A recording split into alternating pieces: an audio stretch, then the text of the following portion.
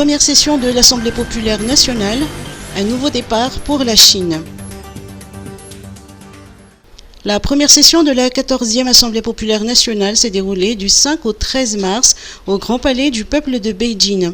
Élections, discussions, délibérations, une semaine très riche qui s'est clôturée par un discours important du président Xi Jinping et une conférence de presse du nouveau Premier ministre Li Qiang. En duplex depuis Pékin, Sang Shui de CGTN français. Bonjour, aujourd'hui on va faire un point sur la première session de la 14e Assemblée populaire nationale qui s'est déroulée du 5 au 13 mars au Grand Palais du Peuple à Pékin. Nous avons vu pendant ces 8 jours des élections, des discussions, des délibérations, bref, une semaine qui a été très riche, qui s'est clôturée par un discours important du président chinois Xi Jinping et d'une conférence de presse du nouveau Premier ministre Li Qiang. Cette première session de la 14e Assemblée populaire nationale a aussi été, pour le reste du monde, l'occasion de prendre connaissance de nouveaux objectifs dans l'économie, la politique et la diplomatie chinoise. En effet, la croissance économique chinoise pour l'année 2023 est prévue autour de 5%, ce qui a été dévoilé dans le rapport d'activité du gouvernement. En effet, 5%, ce serait une accélération significative par rapport à la croissance de 3% de l'année dernière en Chine.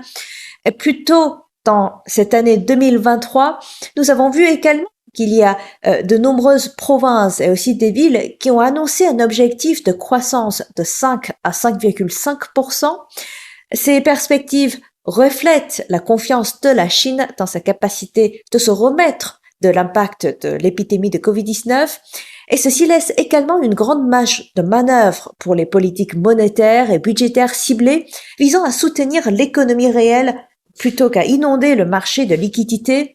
Alors que le monde fait face à des défis économiques majeurs, ces nouvelles espérances associées à la taille de l'économie chinoise en font un formidable stabilisateur de la croissance pour l'économie mondiale.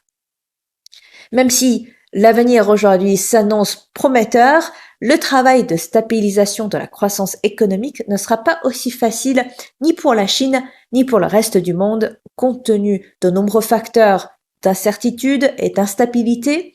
Selon le Premier ministre chinois Li Qiang, atteindre l'objectif de la croissance du PIB de 2023 qui est autour de 5% nécessite de redoubler d'efforts. Alors, comment y parvenir? Le Premier ministre a donné sa réponse lors de la conférence de presse le 13 mars dans la célèbre salle dorée du Grand Palais du Peuple. La Chine fera bon usage d'un certain nombre de combinaisons de politiques pour tirer parti des politiques macroéconomiques, accroître la demande, faire progresser la réforme et l'innovation, et également prévenir et éliminer les risques. D'ailleurs, le développement de la Chine est soutenu par de multiples avantages, notamment par exemple un vaste marché, un système industriel complet, des ressources humaines abondantes et aussi une base solide pour le développement, et surtout une force institutionnelle remarquable chinoise selon le Premier ministre.